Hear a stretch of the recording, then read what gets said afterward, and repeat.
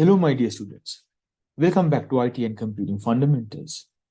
I am Thilan Samarasinghe, and I will be your lecturer throughout this course module. Today, what we are going to talk about is the computer history. So, without any further introduction, we'll move to the next slide. Okay, so after you have watched this video, you will be able to learn and you will be able to describe the evolution of the computer, and you will be able to explain the different generations of computer, describe the adaptation of technology in the computer development process, and get to know the people who contributed to the advancement of computers and technology. Okay, history of computers. The predated history. Abacus, where it all started. So I hope that everybody who is watching this video had an abacus when they're small. So the abacus goes by many names around the world and has been in use for centuries in human evolution. So you can see here, all around the world, there are so many names for abacus. In Chinese, Swanpan, in Japanese, Soroban, in Russia, Shoti abacus, and then Romans have the Roman hand abacus as well. So you can see different types of abacuses were used in the world throughout the ages. We can say that the acceleration of trading has accelerated the use of abacus in the world as well. So many mathematicians, so many philosophers, right, so many merchants has used abacus for their day-to-day mathematical calculations. The first abacus was most likely based on a flat stone covered with sand or dust. So words and letters were drawn in sand. Eventually, numbers were added and pebbles used to aid the calculations. Okay, it was a very primary stage of calculation device. Let's say the primary stage of a calculator.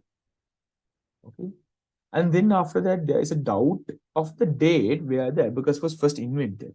So some researchers say that the abacus was originally invented between like 200, 300 BC or 500 BC in China or India. But some researchers argue that the abacus is way older than that, and the abacus was first used in Babylonia. Uh, and the Babylonians used abacus as early as 2400 BC, that is approximately 5000 years ago. Right, 5000 years ago. Okay, the abacus was in use in Europe, China, Russia, centuries before the adaptation of written Hindu-Arabic numerical system. Before the Hindu-Arabic number system or before the Hindu-Arabic numerical system was invented in India in the 6th or 7th century and introduced to the Europe in the 12th century, people counted with their fingers and even their toes in tropical cultures. Then, as even larger quantities were counted, and people picked up small, easy to carry items such as pebbles, seashells, and twigs to add up sums. However, merchants who traded goods needed a more comprehensive way to keep count of the many goods they bought and sold. Because of that, the abacus was invented, and the abacus is a calculation tool used by sliding counters along rods and grooves, used to perform mathematical functions, and in addition to calculating the basic functions of addition and subtraction, multiplication, and division, the abacus can calculate roots up to the cubic degree. Okay, so rather than it can definitely calculate the addition, subtraction, and multiplication, the operators like the simple operators, but abacus can calculate the root of a cubic degree. So when the Hindu-Arabic number system was widely accepted, abacus were adapted to use place value counting, a system in which the position of a digit in a number determines its value. So in the standard system base 10, each place represents 10 times the value of the place to its right. Since the first abacus, the physical structure of abaci have changed, or the abacus have been changed. But the concept has survived almost 5 millennia, isn't it? So 5,000 years, the concept survived and is still used today. It is being still used today. Okay. And the computer too has undergone a similar evolution process as human beings and has reached the advanced stage today. The computer was born in the attempt to make an adding machine. in order to add numbers. A device called abacus was invented around 5,000 years ago, as we told before. In due course, many new inventions were made. Okay? So we can say abacus started the computer, the evolution of computing systems. Okay? Abacus was the root element of the revolution or the evolution of computing. Okay, so now we can see who have contributed and who have done the immense contribution to the computer world. Okay, let's start from uh, this person. Okay, in 1642, Blaise Pascal invented the machine called the adding machine. So this was the world's first ever mathematical machine. Okay, Blaise Pascal, this gentleman here, he's the one who invented this one. This is called the adding machine. You can add numbers with the aid of this adding machine. So it was invented back in 1642. 1642. Okay, almost like 400, 500 years back, isn't it? So it was first invented in 1642 by Blaise Pascal. So after that, in 1674, Gottfried Wilhelm improved the machine invented by Pascal. What he did was he improved this machine that is being built by Blaise Pascal, and with these improvements, the machine was able to perform multiplication and division as well. So now it was in initial stages in 1642, Blaise Pascal, what he invented was the adding machine, can only add numbers. But after 1674, Gottfried, he did a little bit of a changes to the machine, and he improved the machine, and now this machine can do multiplication and division as well. Okay, a French scientist named Joseph Jihad invented a mechanical loom using punch card systems. So this is the punch card. So first we learn about the punch card. You can see here, this is called a punch card, and this is called an early punch card machine. So this can read the punches in the punch card. You can see there are some small holes, some punches are there. Okay, some punches. So this machine can read the punches. With this technology, Joseph Jihad, this person, the scientist, has made a looming machine, a mechanical looming machine. So before the 1800s, complex woven designs were created by hand. This was very labor intensive, isn't it? So if you need, I think you have seen in the images that back in the Industrial Revolution, people used to weave garments by the use of their hands. Okay, so this was very labor intensive. People needed to give the labor, right? So as a result, pattern fabric was extremely expensive. Why it was extremely expensive? Because people contributed their labor for this labor, and implicitly they have contributed and explicitly they have contributed. So in 1804, Joseph Mayer Jihad developed the Jihad loom, which mechanized the production of patterned textiles. The loom contributed to the transformation of textile weaving from a cottage industry run by close-knit families of skilled workers to a focus of mass production on an industrial scale. So because of this invention, the textile industry, which was there in home base, was expanded up to a garment or an industrial scale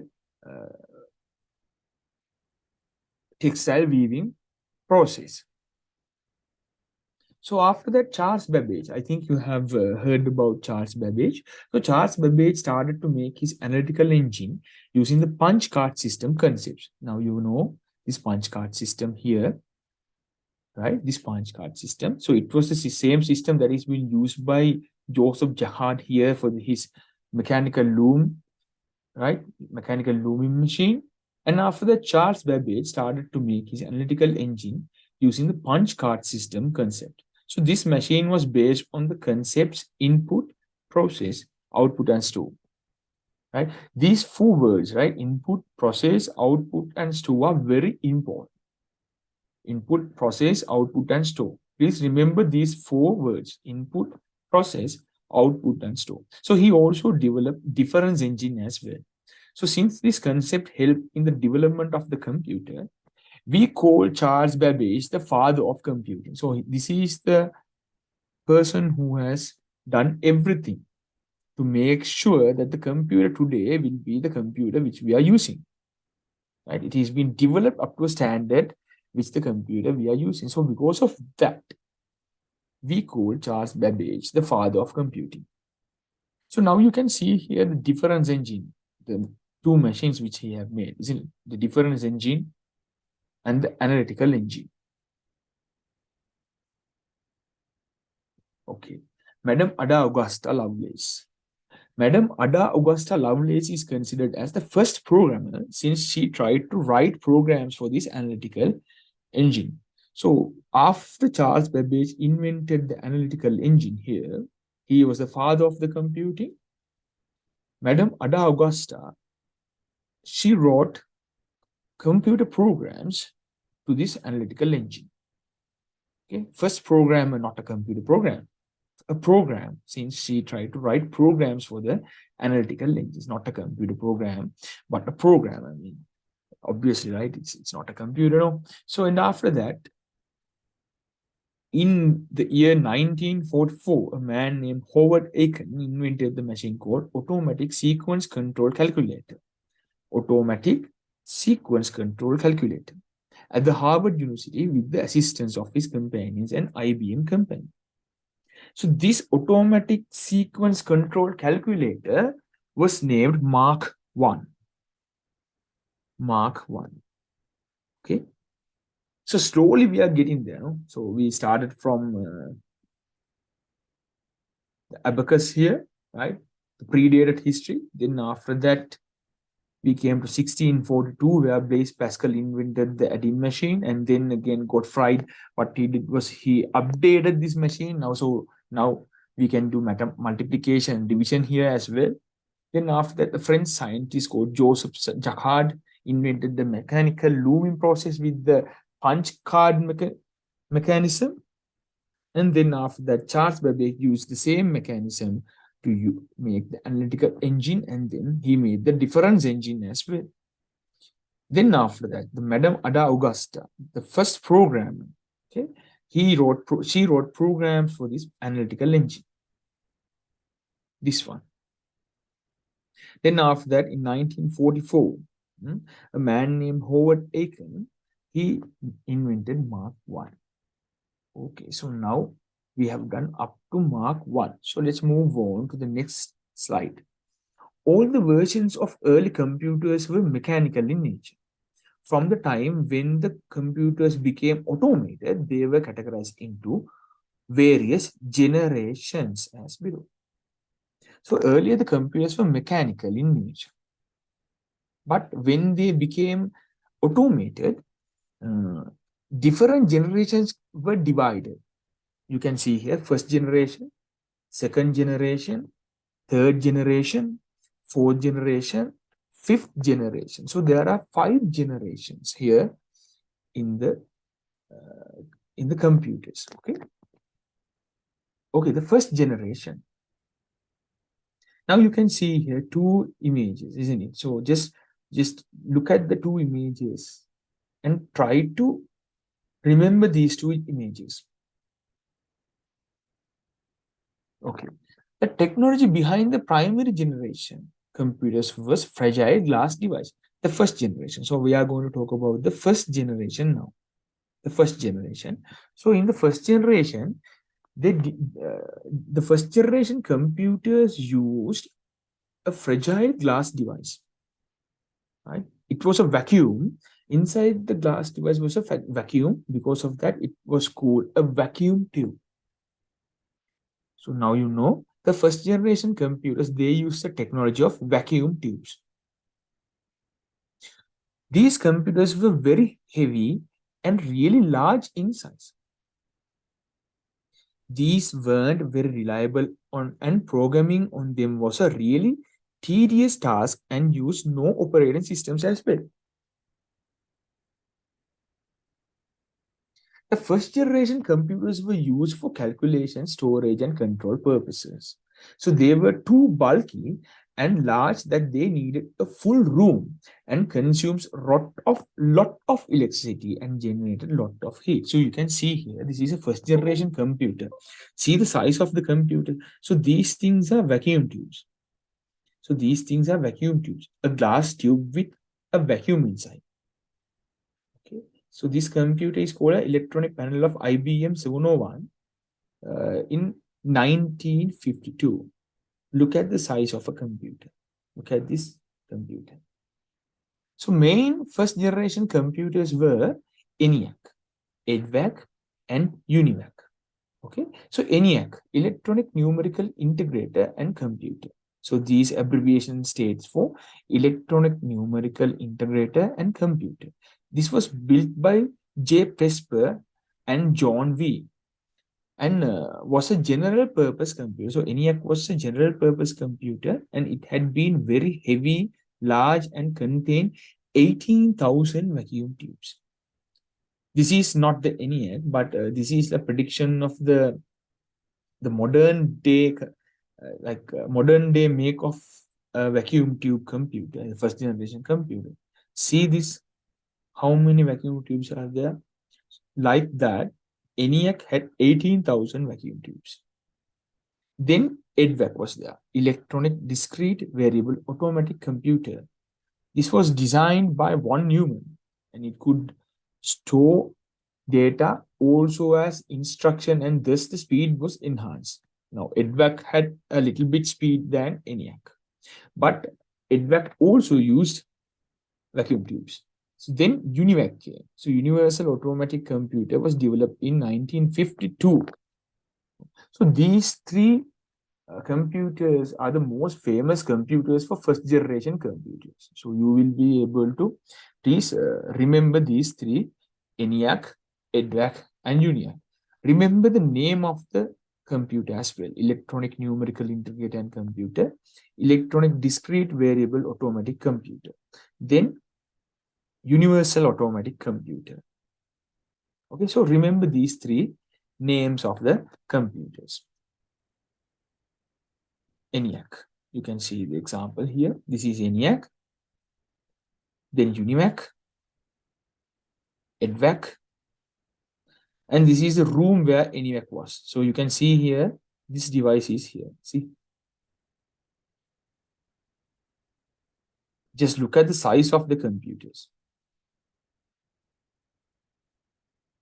Okay, all right, so let's move on.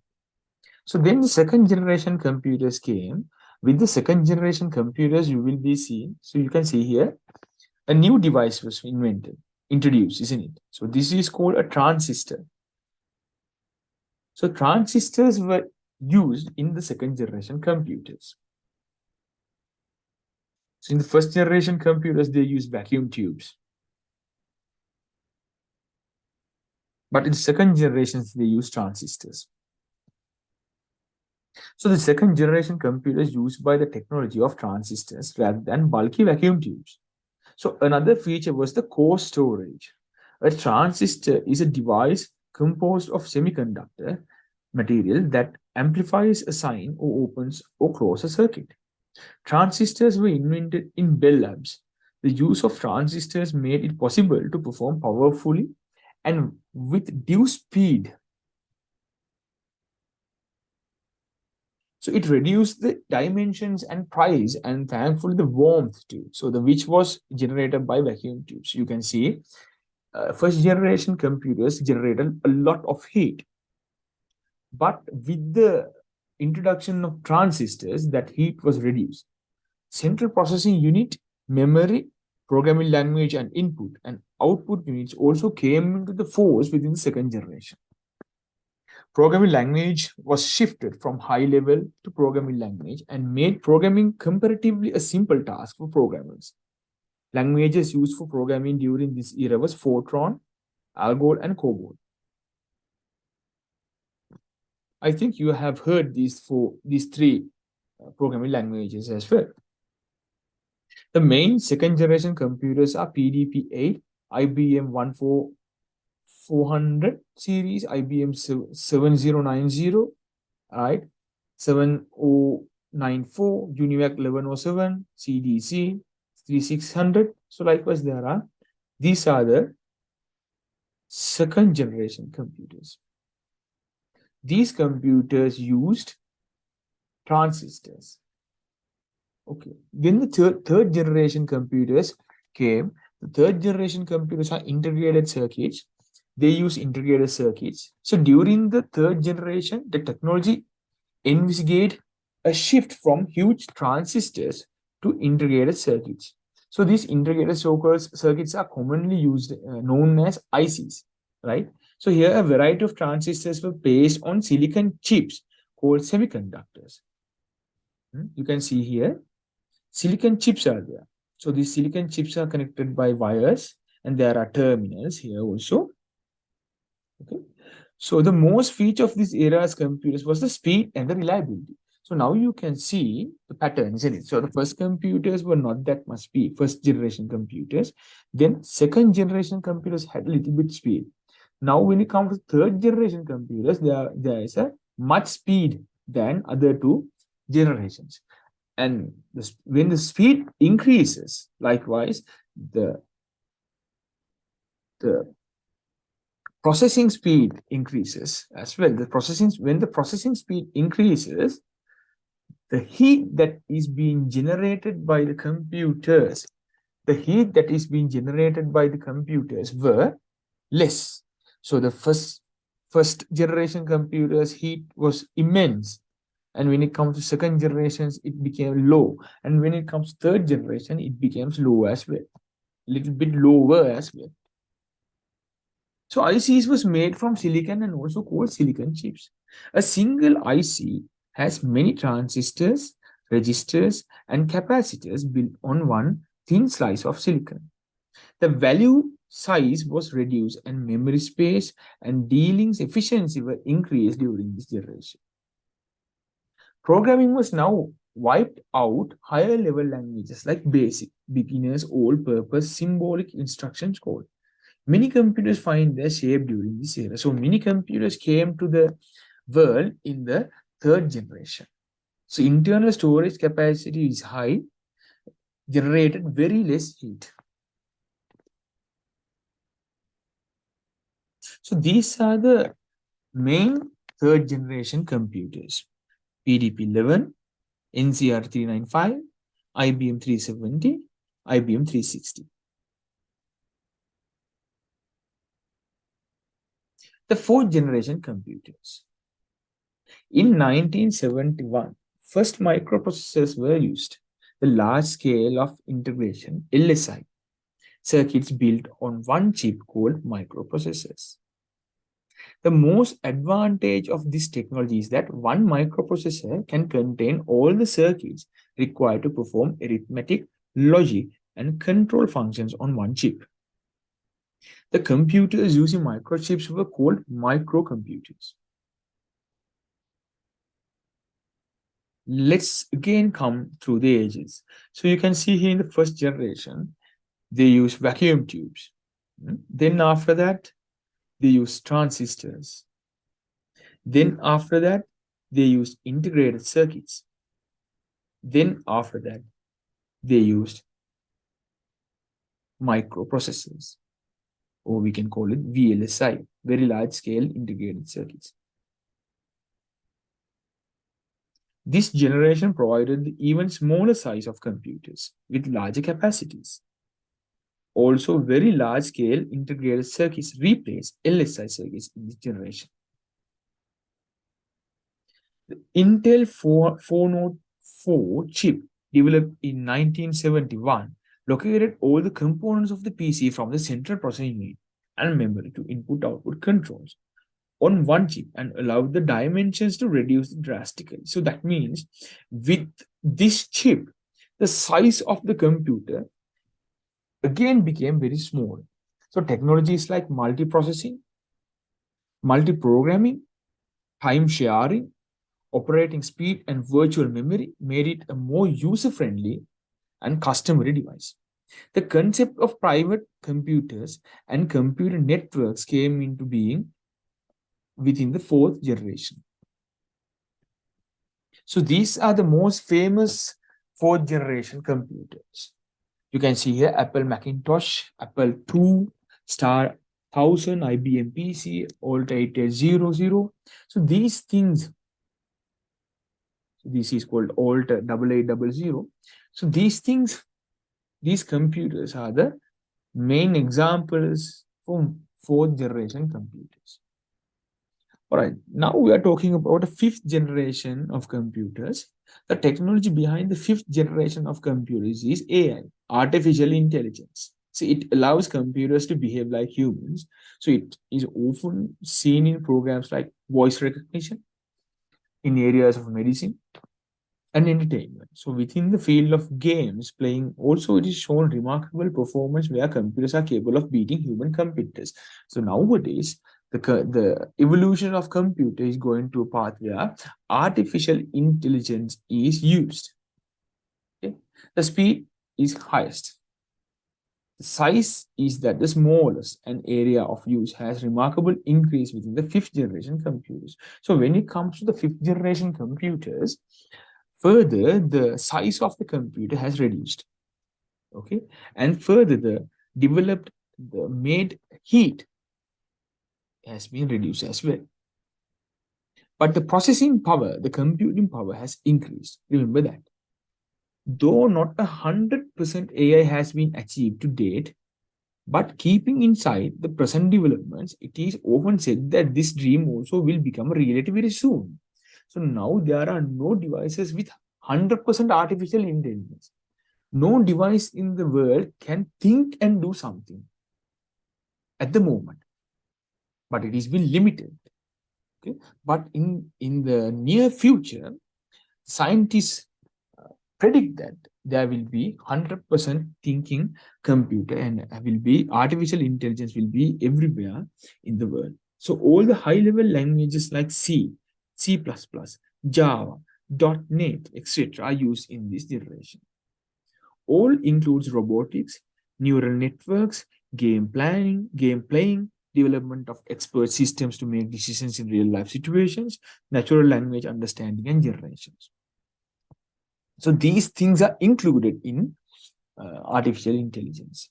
The main features of fifth generation are ULSI technology, ultra large scale integrated circuits, development of true artificial intelligence, development of natural language processing, advancement in parallel processing, advancement in superconductor technology, more user friendly interfaces with multimedia features, availability of very powerful and compact computers at cheaper rates. So some computers types of these generations are, we can say desktop computers have some sort of artificial intelligence. The newly coming desktop computers, laptop computers, notebooks, ultrabooks, Chromebooks. So all these kind of devices that comes into the market in the present has some sort of a artificial intelligence embedded in the device. Okay, summarizing the generation of computers. In order to summarize the features of varied generations of computers, it is often said that a big improvement has been seen as far because the speed and accuracy of functioning care. But if we can mention the dimension, it's been smaller over the years. That means the speed and accuracy and the computing power has increased, but the generated heat, the amount of generated heat and the amount of the dimension, the size of the computer has reduced. The value is additionally diminishing, and reliability is in fact increasing. That means with the evolution of the computer, the cost to buy a computer has reduced as well. Okay. Now anyone can buy a smartphone, a type of a computer, for an affordable price. But back in the day, uh, the computers were not there to the public people to buy. Okay, so this is the summarization. You can see here the first generation computers, 1940 to 1956. They use vacuum tubes. Punch cards are used for input process output and storage of data. Hmm. We learned about punch cards, right, with Charles Babbage and the automatic looming machine. Then after that, softwares used machine language, assembly language, stored program concepts were used. Characteristics were high heat generated, right? It generated high heat, slow in process, large in size, not portable, consumes a lot of electricity, very expensive, very expensive. So the examples were ENIAC, Exact, UNIAC, IBM 700, 701. Second generation computers, they use transistors, they use tape, floppy disks, tape for secondary storage, and the softwares were used by high-level programming language. Use of assembly languages were there. Characteristics were small in size, less heat generation, low power consumption, comparatively faster than the first generation, and a little bit expensive. So when it comes to third generation computers, integrated circuits were used. High capacity disks for secondary storage. Keyboard and mouse were used. So software's use, birth of the operating systems happened in the third generation. The well-developed programming languages were used. High-level computer languages for coding were used as well. When it comes to characteristics, it was smaller in size, less heat generation, comparatively faster than the second generation, expensive, low power consumption. Okay, so but when it comes to fourth generation, let's talk about the fourth generation. So major hardware components which were used in the third generation were replaced by LSIC, large-scale integrated circuits, and VLSIC, very large-scale integrated circuits. The microprocessor, palm tops, high-capacity hard disk, floppy disk, optical disk, personal computers, faster computer networks were invented in the fourth generation computers. Software used were always with GUI, right? Graphical user interfaces. Then the characteristics were very small in size, portable, upgradable. Okay, so now you know. Please go through the characteristics and make your own note when you're going through the characteristics in a chart. Then you will be able to compare the characteristics of the generations. Okay, the fifth generation. The fifth generation will use ultra large scale integration, very high capacity hard disk and optical disks, and internet was used. So softwares used were operating systems with GUI, internet and multimedia applications were used. Voice recognition based on artificial intelligence are using now. Character recognition is now using. Handwriting recognition systems are there as well. So the characteristics were portable, less expensive. So that is a very important point. Less expensive, smaller in size, easy operation, high reliability, high efficiency. Okay, so these things are the characteristics of the fifth generation computers.